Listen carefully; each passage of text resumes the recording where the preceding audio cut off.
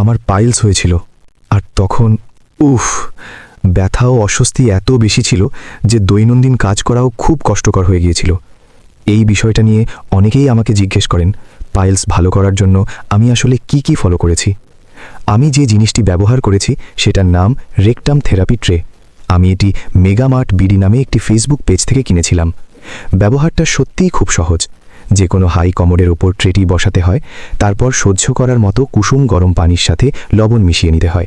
এরপর ট্রেতে বসে পাম্পারটি ধীরে ধীরে পাম্প করলে গরম পানি সরাসরি আক্রান্ত স্থানে পৌঁছাতে সাহায্য করে। এতে ব্যথা, জ্বালাপোড়া ও অস্বস্তি অনেকটাই কম অনুভূত হয়। আমি নিয়মিত দিনে অন্তত 3 বার এই থেরাপিটি করতাম।